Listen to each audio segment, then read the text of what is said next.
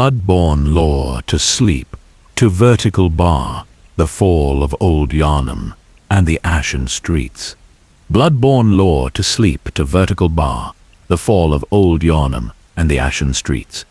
In the heart of a city where healing promised salvation, fire became the only prayer answered. Old Yharnam once thrived beneath cathedral spires, its cobblestone streets alive with the faithful seeking miraculous cures from sacred blood. But when the bells fell silent and smoke began to rise, the very salvation they sought became their doom. Tonight, we walk through the ashen remains of a district that burned not from accident, but from necessity. A place where hunters became executioners, where incense could no longer mask the scent of corruption, and where an entire community vanished in a single night of flames. This is the story of how paradise became purgatory, and why some fires never truly die. Before the burning, before the screams that would echo through eternity, Old Yharnam stood as the jewel of the healing church's expanding influence. This was where the faithful first gathered, when whispers of miraculous blood healing spread beyond the academic halls of Byrgenworth. The district bloomed with hope as citizens abandoned their old physicians and apothecaries, drawn instead to the church's promise of perfect health through sacred transfusion. The streets themselves told the story of devotion. Every corner held an incense burner. Every doorway was blessed with protective herbs. The air hung thick with frankincense and myrrh, not just for ceremony but as the first line of defense against the wild beasts that occasionally wandered in from the forbidden forest. Citizens believed the sacred smoke would purify not just their bodies, but their very souls. Hunters walked openly among the people then, not as harbingers of death, but as protectors. They were welcomed with warm meals and grateful prayers, their weapons blessed by church officials before each patrol. Children would gather to watch them pass, dreaming of one day joining their ranks to defend the faithful. It was a time when the sight of a hunter meant safety was near, when their presence promised another peaceful night for families to gather around dinner tables and speak of tomorrow's blessings. The churches filled every evening with citizens, offering thanks for their renewed health, their vigor restored by the crimson gift that flowed from church fonts. Old Yharnam had become the living proof that faith and blood could conquer any ailment, any weakness, any fear of death itself. The miracle that would doom Old Yharnam began in the scholarly halls of Byrgenworth College, where researchers delving into ancient ruins discovered something that defied all understanding. Deep beneath forgotten catacombs, they found the old blood, a crimson substance that pulsed with otherworldly vitality. When the first brave volunteers allowed it into their veins, the results seemed nothing short of divine intervention. Wounds closed within moments. Diseases that had plagued families for generations simply vanished. The elderly found their backs straightening, their eyes clearing, their steps growing firm once more. Word spread like wildfire through the academic circles, then beyond into the desperate hearts of common folk who had lost hope in conventional medicine. The healing church rose from these whispers, transforming from a small religious movement into the most powerful institution Yharnam had ever known. Old Yharnam became their first great success story. The district served as both laboratory and showcase, where blood ministration was refined and perfected. Citizens lined up at makeshift clinics, rolling up their sleeves with trembling excitement as church physicians prepared the sacred transfusions. Each successful healing drew more believers, more desperate souls seeking their own miracle. The church built its reputation on these early triumphs. Mothers brought children ravaged by fever, watching in wonder as color returned to pale cheeks within hours. Merchants crippled by years of hard labor found themselves lifting heavy crates with ease after a single treatment. The old blood seemed to answer every prayer, fulfill every desperate hope that conventional medicine had failed to address. But in their joy and gratitude, the citizens of Old Yharnam could not see what the church physicians themselves were only beginning to suspect. The very substance that granted such miraculous healing carried within it a corruption so profound that no amount of incense or prayer could ultimately hold it back. The changes began slowly, almost imperceptibly. like shadows growing longer at dusk. A shopkeeper, who had received blood ministration for his failing heart, was seen one morning scratching at his arms until they bled, muttering about insects crawling beneath his skin. A young mother, cured of consumption just weeks before, began avoiding sunlight and speaking to people who were not there. The church physicians dismissed these incidents as temporary side effects, assuring worried families that adjustment periods were normal with such powerful medicine. But the whispers grew louder with each passing week. Children reported that their grandfather, healed of his blindness, now saw things that made him weep and claw at his eyes. A baker, whose arthritis had vanished after treatment, was found in his shop before dawn, kneading dough with his bare hands until his fingers wore to bone. When concerned neighbors approached, they saw that his movements had become strangely animal-like, his breathing harsh and irregular. The healing church worked desperately to maintain their narrative of miraculous success. They isolated the most severe cases, claiming the affected individuals needed specialized care for their complete recovery. Families were told their loved ones were undergoing advanced treatment in private church facilities, that visits were temporarily forbidden to prevent infection. The official report spoke only of continued healing and growing faith among the population. Yet those who lived in Old Yharnam could not ignore what they witnessed each night. The sound of scratching against walls grew more frequent. Neighbors who had once shared evening meals began avoiding each other, something wild and hungry flickering behind their eyes. The blessed incense that once brought comfort now seemed desperately necessary, as if the very air had become contaminated with an unspeakable sickness that crept closer to every door with each setting sun. The beast plague had taken root, and Old Yharnam would never see another peaceful dawn. What had whispered in shadows now roared in the streets. The transformation was no longer something that happened to isolated individuals behind closed doors. Entire families began changing together, their humanity slipping away like water through desperate fingers. And a father who tucked his children into bed would be found by morning, hunched over their torn blankets, his jaw elongated and filled with teeth that had never known human speech. The plague spread with a hunger that defied all attempts at containment, and neighbors who had lived peacefully for decades turned on each other in the space of a single night. The morning bells that once called citizens to prayer now served as warnings, alerting those still human to barricade their doors and pray that whatever stalked the cobblestones would pass them by. Streets that had once bustled with merchants and families became hunting grounds where former citizens stalked on limbs that bent in impossible ways. The transformation seemed to follow no pattern the church could understand. The devout and the skeptical fell equally. The young and old, the healthy and infirm, all became prey to the corruption that turned sacred blood into liquid nightmare. The citizens who remained human lived in perpetual terror. They sealed their windows with wooden boards and blessed cloth, burning incense, not for ceremony, but for survival. Every sound in the darkness could signal death approaching on claws that had once been familiar hands. Mothers clutched their children and prayed to saints who seemed to have abandoned Old Yharnam entirely. Entire neighborhoods fell silent within days. The baker's street, where children had once played hopscotch while their parents gossiped about trivial matters, became a place where only howls echoed between empty houses. The marketplace, where vendors had hawked fresh bread and seasonal fruit, transformed into a killing ground where pack hunters that had once been customers now stalked any soul foolish enough to venture out in daylight. When the healing church could no longer deny the catastrophe consuming Old Yharnam, they turned to the only solution that seemed possible. The hunters, who had once walked these streets as beloved protectors, received new orders that would haunt them for the rest of their lives. No longer were they to guard the innocent from wild beasts of the forest.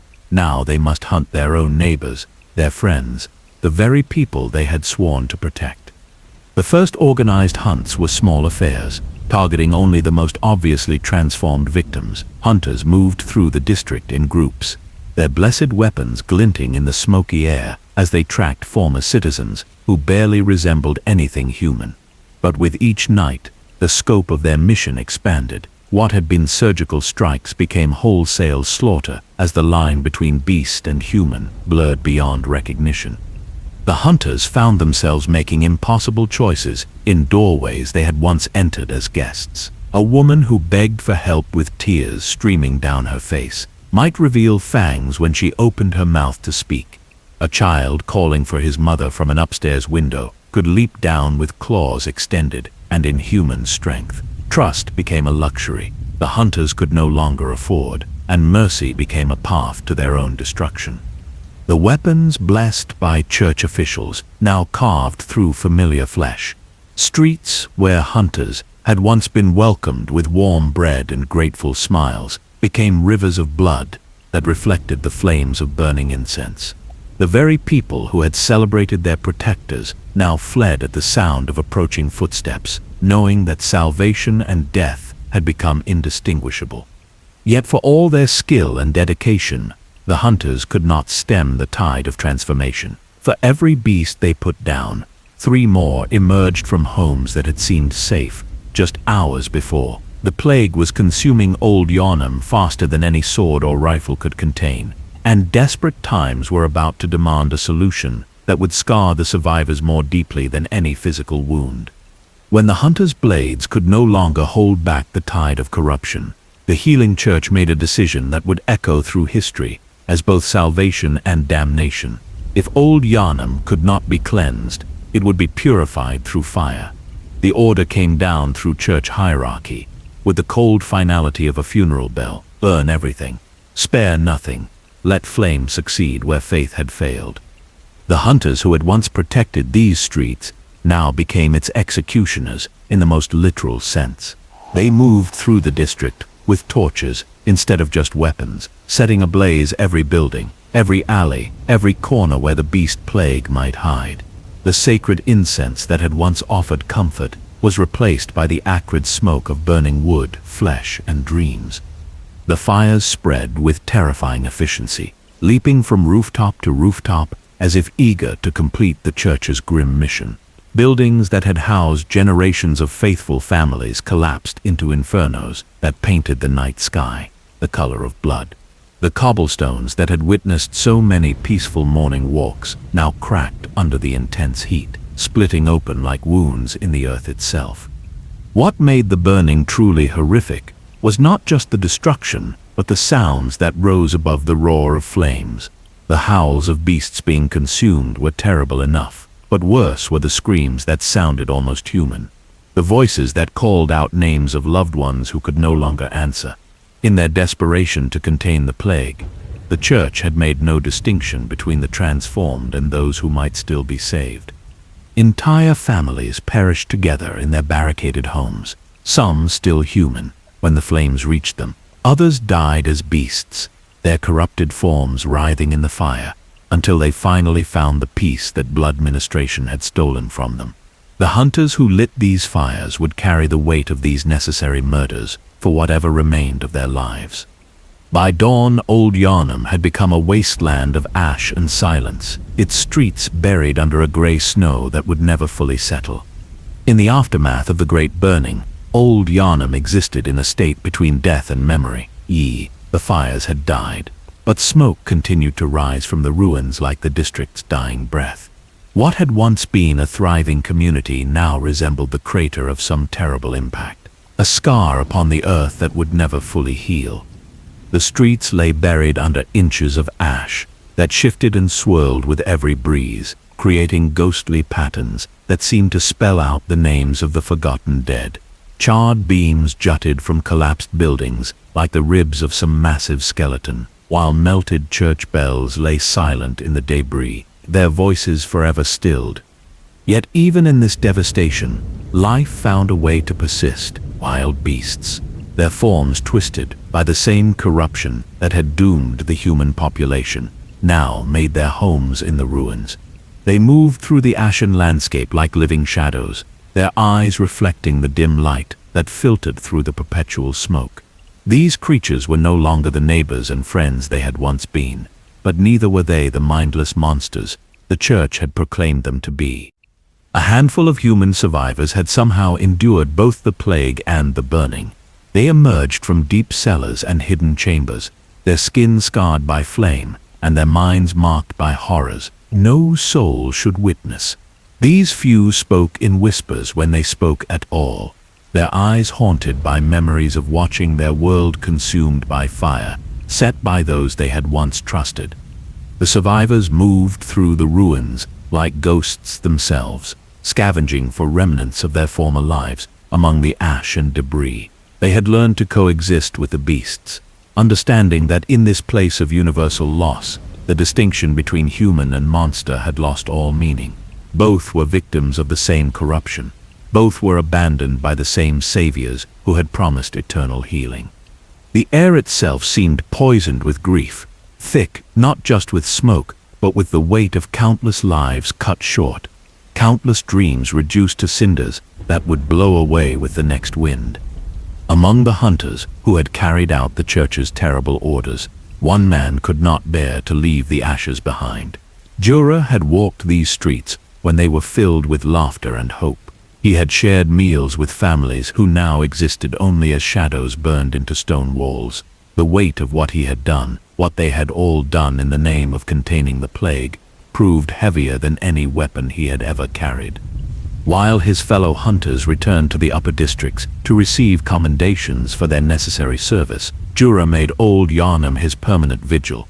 He climbed to the highest watchtower that still stood among the ruins and mounted his Gatling gun, not to hunt the beasts that roamed below, but to protect them from any who would bring further violence to this place of perpetual mourning. In the years following the burning, Djura watched the beasts that remained, and saw something his former colleagues refused to acknowledge. These creatures were not monsters to be exterminated, but victims of a corruption they had never chosen. They had been citizens once, people with names and families and dreams, people who had trusted in sacred promises that led only to damnation.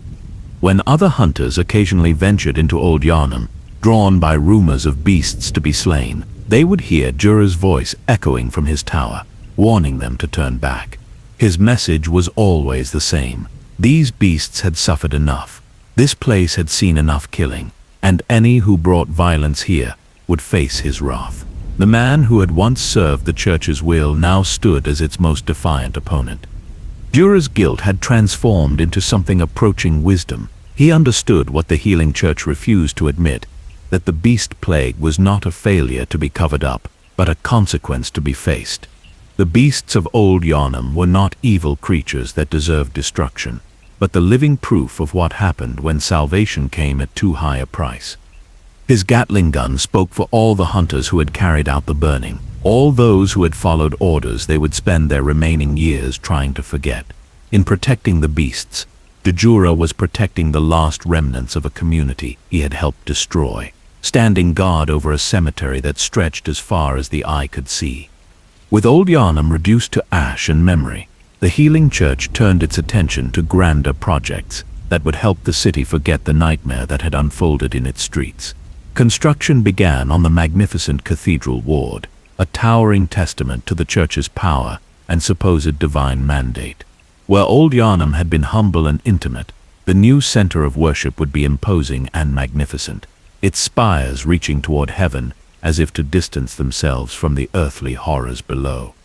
The official narrative was carefully crafted to serve the church's continued expansion. Old Yharnam was rarely mentioned in sermons or official documents, and when it was, the story was always the same. A tragic outbreak of disease had been contained through quick and decisive action. The burning was portrayed as a mercy, a necessary cleansing that had saved the rest of Yharnam from a terrible fate. Citizens were actively discouraged from speaking about what had happened. Families, who had lost loved ones in the burning, found their questions met with gentle but firm redirection toward thoughts of the future, rather than dwelling on the past. Those who persisted in asking uncomfortable questions about the church's response often found themselves excluded from blood ministration services, a punishment that carried the implicit threat of returning illness. The contrast between the two districts became a study in the church's ability to control narrative and memory. Above the ruins, the cathedral ward gleamed with polished marble and gold leaf, its bells ringing out hymns of praise and thanksgiving. Citizens walked its broad avenues in fine clothes, their health maintained by refined blood ministration techniques that had supposedly learned from past mistakes. Below, in the forgotten streets where ash still swirled in the wind, the truth of the church's failures continued to smolder. But the upper city had been built specifically to avoid looking down, its elevated walkways and towering walls ensuring that the prosperous faithful need never be reminded of the price paid for their continued salvation. The message was clear, without ever being spoken. Old Yharnam was the past, and the past was best left buried beneath layers of ash and silence. The ruins of Old Yharnam existed in a perpetual twilight that seemed divorced from the natural cycle of day and night. Smoke continued to seep from cracks in the ground, years after the burning, as if the earth itself had been wounded and could not stop bleeding gray tears into the air. The sun, when it could penetrate the haze at all, cast everything in a sickly orange glow that made even the most familiar landmarks appear alien and threatening. Walking through these streets meant navigating a landscape where every step disturbed the ashes of lives that had once flourished here. The remains of charred furniture jutted from collapsed buildings like broken bones, while melted glass formed strange sculptures that caught what little light filtered through the perpetual gloom. Street signs had been twisted by heat into unreadable shapes, leaving visitors lost in a maze where every path seemed to lead deeper into desolation. The silence was perhaps the most unnerving aspect of the ruined district, where once children had played and merchants had called out their wares. Now only the whisper of settling ash and the distant howls of beasts broke the oppressive quiet. Occasionally the crack of Djura's rifle would echo from his watchtower, a sharp reminder that this waste land was not as empty as it appeared to those who dared to venture into its depths. Even the statues that had once honored church saints and local heroes had been transformed by the flames into grotesque figures that seemed to watch visitors with hollow, accusatory eyes. Poor, ooh, sotur, ooh, Dju. Their faces had melted and reformed into expressions of eternal anguish, as if they were forever witnessing the moment when salvation turned to destruction. The air itself felt thick with more than just smoke and ash. There was a weight to the atmosphere in Old Yharnam, a presence that suggested the district retained some memory of its violent end. Those who spent too long among the ruins often reported feeling watched, hearing whispers in languages they could not understand, or glimpsing movement in their peripheral vision that vanished when they turned to look directly. This was a place where the boundary between the physical and the spiritual had been burned away along with everything else, leaving behind a realm where the dead and the living existed in an uneasy balance that neither time nor distance seemed able to disturb. The destruction of Old Yharnam sent ripples through the broader city that the healing church could never fully contain. Despite their efforts to control the narrative, those who had escaped the burning carried with them not just physical scars, but a profound distrust of the institution they had once revered above all others. The church's promise of salvation had become, in their eyes, a guarantee of damnation wrapped in sacred rhetoric. These survivors became living contradictions to the church's carefully maintained image of benevolent healing. Their burned flesh and haunted eyes told a different story than the one preached from cathedral pulpits. Some gathered in secret to share their testimonies, creating an underground network of witnesses who refused to let the truth be buried beneath official silence. Others retreated into isolation, too traumatized to speak, but serving as silent reminders that the church's failures had consequences that extended far beyond theological debates. The beast plague itself had not been eliminated by the burning, merely contained. The creatures that continued to roam the ruins served as living proof that fire could destroy buildings and bodies, but could not cleanse the corruption that had caused the outbreak in the first place. Every howl that echoed from the ashen streets was a reminder that the church's solution had been destruction rather than healing, violence rather than understanding. More troubling still were the reports from other districts where blood ministration continued. Citizens who had initially welcomed the treatment began to notice changes that reminded them of the stories whispered about Old Yharnam's final days. a tremor in the hand that held a blessed cup, an unusual hunger that regular food could not satisfy, dreams filled with running through darkened streets on limbs that no longer felt entirely human. The fall of Old Yharnam marked a turning point in the relationship between the church and its followers. Where once there had been unquestioning faith, now there was careful observation. Where once there had been eager acceptance of blood ministration, now there was hesitation and the quiet asking of uncomfortable questions. The church had saved the city from one outbreak, but in doing so had planted seeds of doubt that would prove far more dangerous to their authority than any beast could ever be. The burning had been meant to end a crisis, but instead it had begun a much larger reckoning that would eventually consume far more than a single district. And so the story of Old Yharnam draws to its quiet end, not with triumph or redemption, but with the gentle settling of ash that continues to this day. The district that had once pulsed with life and hope now rests in eternal stillness, its streets serving as a monument to the price of promises too good to be true.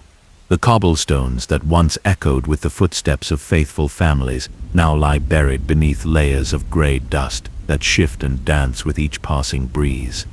In the watchtower above the ruins, Djura maintains his solitary vigil, his weathered hands still steady on his weapon. As he watches over the beasts that were once his neighbors, his presence has become part of the landscape, as permanent and enduring as the ash itself. The man who helped burn the district now serves as its eternal guardian, ensuring that its suffering will not be compounded by further violence.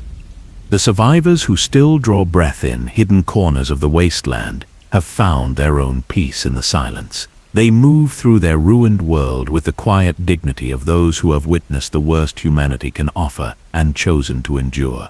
Their footsteps disturb the ash for only a moment before it settles again, covering their tracks as if the district itself wishes to protect their privacy.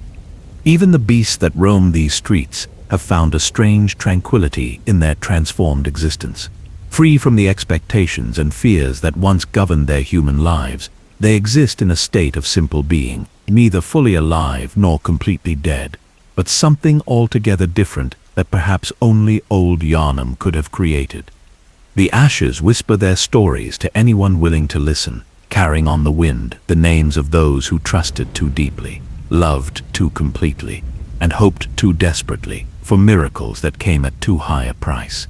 And as the embers of memory continue to glow beneath the surface of this quiet graveyard, the shadows of Old Yharnam stretch long into eternity, patient and still, waiting for a peace that may never come, but no longer actively seeking it. In the end, Old Yharnam teaches us that some stories have no heroes, only survivors, and that sometimes the most profound act of courage is simply choosing to remember when everyone else has decided to forget.